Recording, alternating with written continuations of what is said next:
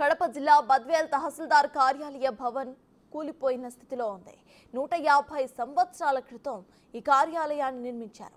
Building ఎప్పుడు కూలిపోతుందోనని ప్రాణాలను అరిచేతిలో పెట్టుకొని రెవెన్యూ సిబ్బంది విధులను నిర్వహిస్తున్నారు.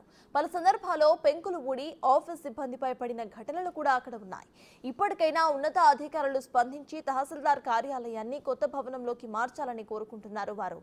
శిథిలావస్థకు చేరిన తహసీల్దార్ కార్యాలయంపై మరిన్ని డీటెయిల్స్ మా ప్రతినిధి మధు అందిస్తారు.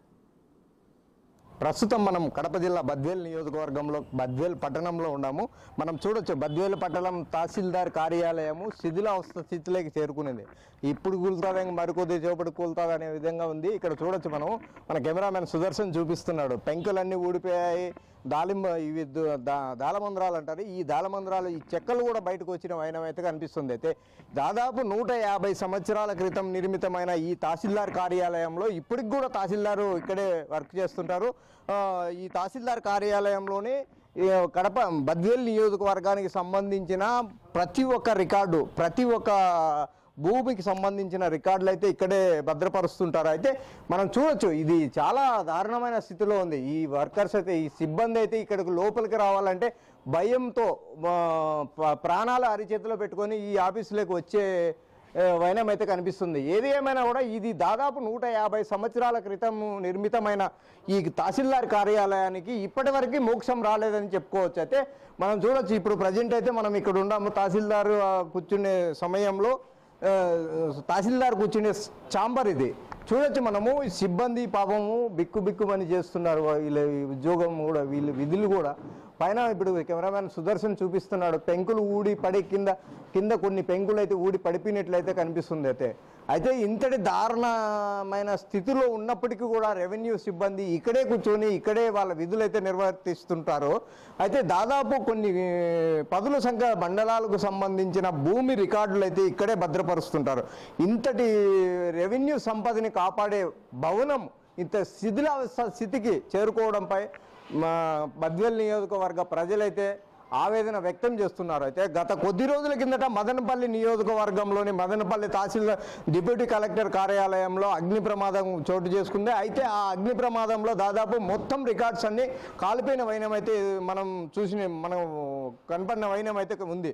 అయితే ఏది ఏమైనా కూడా ఇంతటి దారుణమైన స్థితిలో తహసీల్దార్ కార్యాలయం ఉన్నప్పటికీ తహసీల్దార్ కావచ్చు, ఇక్కడ సిబ్బంది, రెవెన్యూ సిబ్బంది కావచ్చు, ఇక్కడే విధులు నిర్వహిస్తున్నారు. ఇక్కడికే ప్రజలను పిలిపిస్తున్నారు, ఇక్కడే ప్రజలతో మాట్లాడుతున్నారు. వాళ్ళ సమస్యలు తహసీల్దార్ అయితే నెరవేరుస్తున్నట్లయితే తెలుస్తుంది. అయితే ఇంతటి దారుణమైన పరిస్థితుల్లో ఉన్న తహసీల్దార్ కార్యాలయాన్ని మరో చోటికి కొత్త భవనంలోకి మార్చాలని చెప్పి ఇక్కడ సిబ్బంది పేర్కొంటున్నారు. అసలు తహసీల్దార్ గారు ఏం చెప్తారనే విషయము తహసీల్దార్ గారిని అడిగి తెలుసుకునే ప్రయత్నం అయితే చేద్దాము.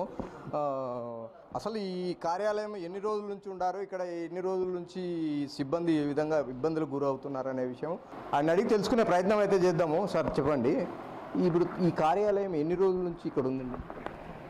ఈ కార్యాలయము బ్రిటిష్ టైం నుంచి ఉంది. అంటే ఇప్పుడు తహసీల్దార్ కార్యాలయము మనం బ్రిటిష్ కాలం నుంచి ఇక్కడ రన్ చేస్తున్నారు. అవును. అంటే ఇప్పుడు బిగ్ టీవీ ఎక్స్క్లూజివ్గా చూశారండి. ఆ లోపల శిథిలావస్థ స్థితిలో, అంటే పెంకులన్నీ ఊడిపోయి కింద పడే స్టేజ్లో ఉంది.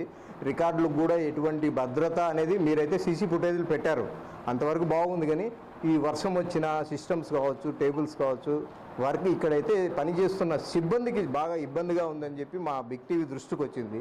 ఏమంటారు దీనికి? గతంలో ఈ బిల్డింగ్కు బ్రిటిష్ టైంలో కట్టిన బిల్డింగ్కు 2-3 సార్లు మరమ్మతులు చేయడం కూడా జరిగింది.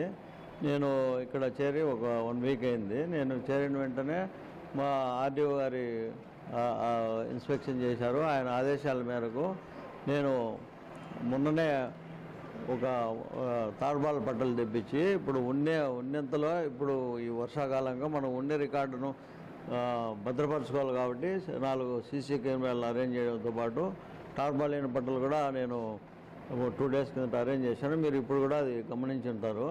అదే కాకుండా ఇది తహసీల్దార్ ఛాంబరు, వెనక మన కంప్యూటర్ రూమ్ అవి ఉన్నాయి.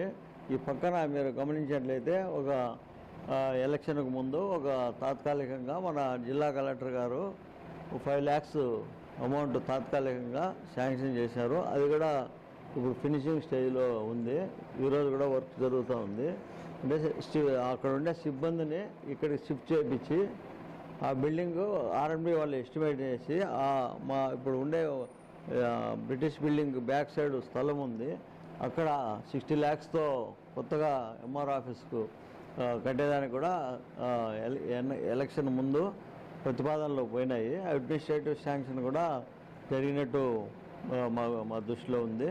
ఇంకా ఇప్పుడిప్పుడే ఎలక్షన్ అయిపోయి కొత్త మేము స్టాఫ్ అంతా బదిలీలు అయ్యి చూడడంతో ఇంకా నెక్స్ట్ ఎప్పుడైనా మాకు అమౌంట్ రావచ్చు. ఆ అమౌంట్ వస్తేనే ఆర్ఎండ్బి వాళ్ళ నేపథ్యంలో బిల్డింగ్ కన్స్ట్రక్షన్ స్టార్ట్ అవుతుంది. తరచుగా మనం తహసీల్దార్ గారు అయితే ఎన్నికల ముందు అయితే జిల్లా ఉన్నతాధికారులు అయితే కొత్త బిల్డింగ్ కోసము తాత్కాలికంగా 5 లక్షల రూపాయలు రుణం అయితే మంజూరు చేశారు. అది 5 లక్షల రూపాయలు రుణం అయితే ఇప్పటి వరకు అందలేదు. అయినప్పటికీ ఈ కార్యాలయంలోనే పబ్బం గడుపుతున్న వైనం అయితే చూస్తున్నాం. ఏది ఏమైనా ఇప్పటికైనా బద్వేల్ నియోజకవర్గం తహసీల్దార్ కార్యాలయాన్ని కొత్త కార్యాలయంలోకి మార్చే విధంగా జిల్లా ఉన్నతాధికారులు అయితే చొరవ చూపించాలని చెప్పి బద్వేల్ నియోజకవర్గ ప్రజలైతే కోరుకుంటున్నారు. కెమెరా పర్సన్ సుదర్శన్తో మధు, బిగ్ టీవీ, బద్వేల్ నియోజకవర్గం నుండి.